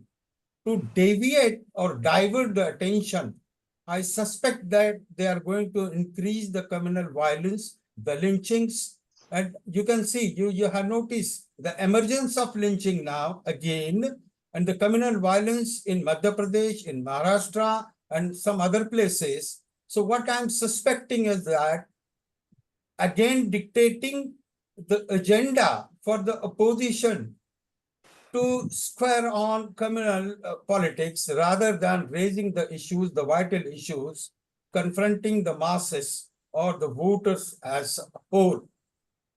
The other thing is that it's not only the masses got communalized, but all those 10 years saw a communalization of the entire system, the bureaucracy, and the agencies. So even if the replacement is there for the central government, per se, hypothetically, if the India alliance come to power, the bureaucracy and the system and other elements who are communalized, they will play Nizam the Saab. role of the BJP and the Nizam politics. Saab, I understand that and thank you. But do you have a question? Yeah, I have a question that So come please ask that question yes, because we are if the short of time. Congress take the strength from the civil society and stand firmly to put on agenda in the House about the appeasement issue. Okay, thank you so much. Zoya, madam, do you want to say something? Well, yeah, I think I'll just make one very quick point, and that is that it is important to acknowledge that Muslims behaved with great dignity. They were not provoked, and they did not react to the blatantly communal campaign that was mounted by no less than the Prime Minister. I think that needs to be acknowledged.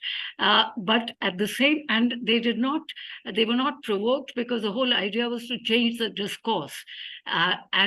And I think the BJP did not succeed in changing the discourse. And for that, I think we must acknowledge that Muslims, as I said, conducted themselves and responded in a very dignified way, and they voted for their self-respect. That's what I think the Muslim vote was all about. Thank you so much. And Aditya Saab, you want to say something? I was just saying that the previous commentator, I wanted to add one point to that. It is of course true that the Muslims voted a particular way. It is true that they behave very in a very mature manner, and that they must speak up. But I think Indian democracy will survive if we do not expect the victim to speak up, if the others speak up. And it is to the civil society groups, it is to academics like us, it is the public, and it is the political parties, and in this case, primarily the Congress and the left, who must speak up for Muslims. We should not depend on and expect the victim themselves to be the defender of their rights. And I might just add, may I also add to what has just been said, that Muslims also have to think beyond themselves. I mean, we can't just focus all, I mean, no doubt Muslims are faced with a major crisis. But at the same time, we have to also connect with other groups and think of, and think and be concerned about wider issues beyond Muslims. Thank you. Salman Qureshi sir. Yes, so thank you so much. My question really is about the role of the coalition partners, because I think most of the speakers distinguished talked about the role of the opposition and the opportunity that this result has given the opposition. But I'm concerned about what the coalition partners are going to do. And what I have in mind is an exemplary issue which both Sangeeta and Professor Mridula Mukherjee raised. That's the upcoming criminal laws. In the past, the BJP has ridden, on the shoulders of these so-called secular coalition partners. They've come to this position. What do you think are the coalition partners going to do in case of these laws being implemented, which are really, in my view, one of the major threats to Indian democracy or the democratic rule of law? So that's really my question. To all of you, all of you can answer one by one. Well, let me take that. I think my answer is in line with what I said earlier.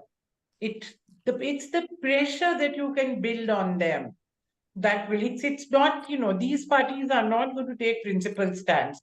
But if there is a large enough din from the rest of society, from the whole India Alliance, outside, from so many lawyers, and everyone is coming out and speaking, the Constitutional Conduct Group has spoken, there are signature campaigns, then they will want to be part of the side that's stronger. That's what I've been saying. You've got to make it more and more difficult for them to go on supporting the Modi government. They will do it because they're not going to do it. If they were so principled, they wouldn't be there, right, in the first place. So I think it's how tactically and strategically, how we make it increasingly impossible for them to remain popular, to remain credible with the public. So we have to just make it that they have too much to lose by staying on. So that would be my answer to that. And I wanted to add one point which has been mentioned by some of the speakers, especially Zoya mentioned it, about the loss which BJP has suffered in the Ayodhya region. So it connects to the. I think we are not giving enough significance or even analyzing the complete collapse of their main stratagem for this election, which is the building and the consecration of the Ram temple. Absolutely. I mean, we need to spend time analyzing this, How is it that the whole thing fell so flat, And it's not a question of timing that, it happened too early, it was 2 months too early or whatever it was. See what it helps us to understand the psychology of the Indian Hindu also. That so many journalists have now spoken on this, they have talked to people. People said, yes, they did a very good thing by building the temple. But for them, building the temple was not an index of them supporting Hindutva ideology. That was a religious thing. Temple ban gaya, bahut acha bana. Achhi baat hai. But what's that got to do with politics? Why should I vote for you because the temple got built? The temple is a religious pious act, which is separated from politics. I think in a very profound way, the people in their own way are telling us how they see the difference between the state and religion. Religion is one, and the matters of the state are something different. As I said, I think we need to think about this and probe this more to try and understand how this politics actually works at the ground level. Because to me, this is still a mystery to fully comprehend how this whole thing could fall so flat. So let's hand it to our people and to the Hindus also, that this population, which was the target of this, refused to buy into it. I think we must compliment the Hindus, and especially the Hindus of UP. They've really made the distinction that you're talking about between religion and religious politics. They've made that distinction. I think that's what is so important. I mean, clearly the UP, this assumption that the UP Hindus are communal is, I think, somewhat unfounded. They may be religious, and they're certainly, as you said, they were, they were very happy. They were involved in the Ram Janambhoomi movement and perhaps very happy about the construction of the Ram temple. But that does not mean that they will they will also support communal politics, which draws upon religious sentiments. Thank you. So my sincere apology that Can I just quickly add something? Yeah, please. Yeah. Okay, 2-3 points. One is, I completely agree with Professor Hasan and Mukherjee about this giving some amount of credit to the Hindus too, because what I found on the ground is that, people really wanted the temple, but two things came, from the people.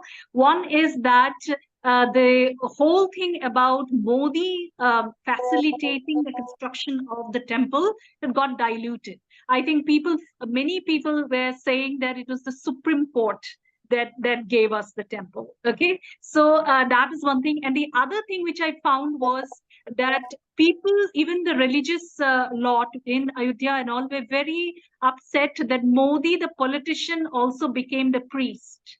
So they took away that role. So that was something was objected to. That was something I saw.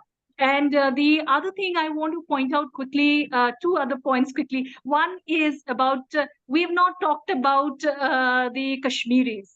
They came out and voted in droves this time. And this is something very different that we saw in these elections. And of course, the Modi supporters and the BJP supporters were telling us that this was a sign of, people supporting the Modi government and abrogation of the Article 370. But what we got from the ground reports is that people are tired of waiting for something to happen, which has been promised to them, that back to the statehood and all of that. And so they looked at this as an opportunity to express their views through the ballot box. So that something needs to be also acknowledged, and that is how we saw the sudden, raise in that percentage point, where in the rest of India, the voter percentage was going down. And then the third point is about gentlemen talking about these new IPC rules that are coming. Okay, so there are two petitions, I think, that at the Supreme Court waiting to be heard.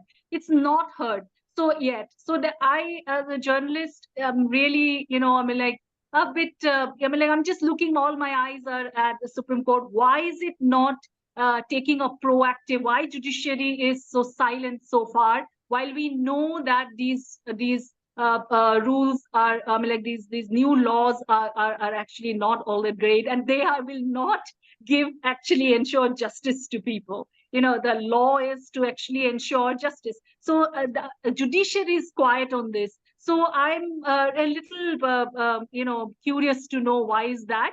And but maybe in coming times, we will see more of civil society taking up this and taking to the streets. I think that is what I just hope. Thank you. Thank you. It's not surprising. The Supreme Court was silent on electoral bonds for 6 years. It took them 6 years to declare it unconstitutional, when it was clear from the day the electoral bonds were introduced that it is unconstitutional. So then, it will take them, and likewise, the Supreme Court has not really taken up, for example, the CAA issue, even the abrogation of Article 370 in Kashmir. It took almost 5 years before they pronounced their verdict, which was quite predictable, perhaps 5 years ago, but it still took them 5 years. So I'm not surprised that they are not taking up the criminal laws issues right away. Thank you. So my apologies that I didn't introduce Dr. Islam Siddiqui. So Dr. Islam Siddiqui was the ambassador and in President Bill Clinton's administration. And of course, he is a pillar of the community in the US and especially in Washington, DC area. Razi bhai, do you want to add something? Now I think panelists are quite tired. It is more than 2 hours. Okay, we have extracted out each and everything that is possible. We should just thank them, really. No, there are 2 more. Leave them to rest, really. This is midnight for them. And Razi bhai, there are two more hands. So Batraji and Abdul Rauf. So, and please go ahead, Batraji, be quick and be short, please, because it has been more than 2 hours already.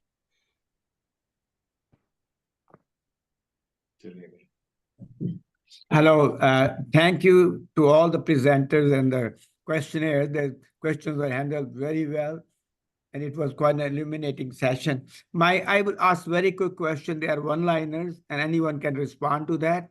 My first question is the role of RSS during this election. The rumor is that the lack of role by the active RSS member helped the opposition. Second is what was the role of YouTubers in this election? And the third is, do you think the Modi will change his behavior after this election? Can I take that question? Yeah, please go ahead. The two of them we've already answered. We said that the YouTubers, in fact, played an enormous role this time, and that's a significant takeaway from this election, that they were able to neutralize to a great extent the main media. As for the role of the RSS,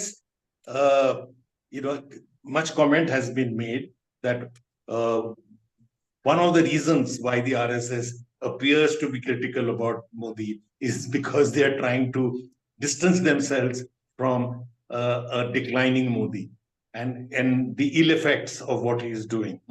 So it is not a changing of spots. Its RSS has not become secular or anything like that. They are not, the issues that they're worried about is It's frozen. Frozen. Yes, okay. Now you can, Okay, we can Abdul Rauf. wrap it up. Abdul Rafat, Rauf. wrap it up. Yeah. Abdul Rauf Saab. are part and parcel of the same ideological project. The RSS would like to keep itself away from a defeat or a decline in Modi. That's all. They're just taking it around. If I may just add to it, I think a lot of the testimony that came in from journalists all over from different parts of the country in northern India, I mean, different parts of northern India, certainly gave the impression, and one cannot say that one has 100% on this, that the RSS workers and local level leadership had gone what we can call shy. That is, they were not participating in the election campaign in a very active way. Many different journalists have in their. Thank you. Abdul Rauf. Sir मेरे को आपका doubt समझ में नहीं आया question क्या है Go ahead. Hello. Hello Speak up, please.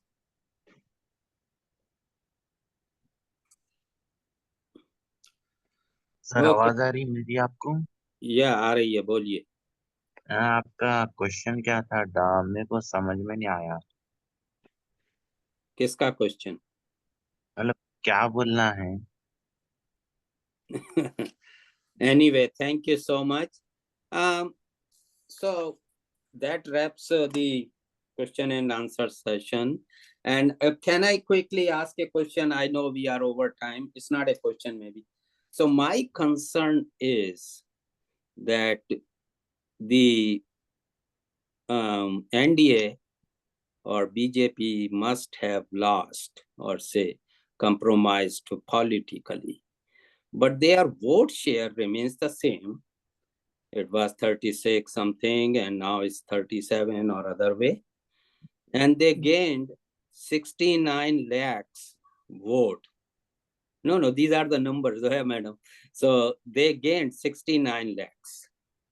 So the mindset of the people, they have poisoned the mind, you can say, they still persist. That's what my concern is. They may have lost politically, they may have gained a lesser number of or lost the seats. And just because there was an alliance, and alliance means India didn't let the vote divide among themselves. So one candidate from one constituency, that was the reason that the NDA lost the votes or the seats. So is there any concern on that? The mindset still persists and that will continue?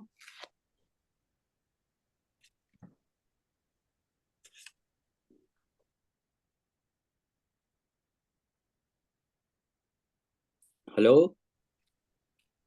ये आप लोगों से question था but I don't know ऐसे मैं Zoya madam अगर कुछ कहें इस पे तो क्योंकि the mindset is still the same. That's what my concern.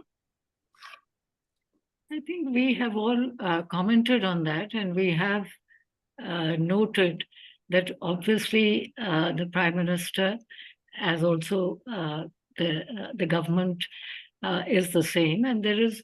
But I mean, you're talking of mindset of the party and of the ruling party and the government, or of the people? People, yeah, in the mind. Those who are voting for BJP. Well, those who are voting for BJP, their mindset hasn't changed, which is why they're voting for the BJP. Yeah. But then there are plenty of others who are not voting for them. And also, please remember that there is a decline in BJP's vote share. BJP, not NDA. BJP's vote share has declined by 1%. So that is significant. And I think, I mean, there are plenty of people who are not agreeing with them. And I think, really speaking, really the most interesting issue which we didn't talk about is really why is it that Ayodhya and this grand Ram temple and the fanfare with which it was built and all the hype around it, why did that not really make an impact? And it did not make an impact in UP. It may have had some impact in Madhya Pradesh and in maybe in some other states, but certainly not in UP, which is really their stronghold and the citadel of their power. In a way, they were in power in 2014 and 2019, thanks to their political success in UP on the basis of the Ram Janmabhoomi movement. But this time it did not work. And I think, and very interestingly, you know, in the month of April, towards the end of April, I did go to Lucknow and we did talk to a lot of people in Lucknow. This was after the first phase of polling. And the Ayodhya issue was not mentioned by anyone. And it was only towards the end when we mentioned it, people would talk about it, but on their own, the issues that people were talking about was unemployment, price rise, paper leaks, and all of that. And of course, the constitution, but not Ayodhya. We would raise it that what about Ayodhya? Does that, is this important? It was clearly not on the top of anyone's mind and certainly did not come up in the discussion unless asked about it.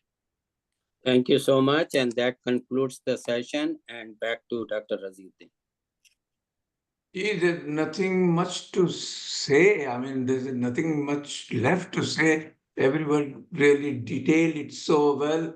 Sangeeta ji joined quite late, but you were quite elaborate and really put your perspective. And I'm sure the audience has raised so many questions. They got a more better, understanding due to you guys, expert opinions. And it was a good session. And thank you all. And sorry for it's quite late for India. It is a lunchtime for Americans here. So thank you very much. And I hope that you have taken your dinner before you joined. It was 8:30. So did you take your dinner or now you're going to eat? This is midnight. Okay, thank you very much. Anyway, thank you everyone. Thank you very all much. the speakers and of Thank course you. the audience. Thank you. All right. Bye. Thank you. Take care. Thank Take you. care. Bye.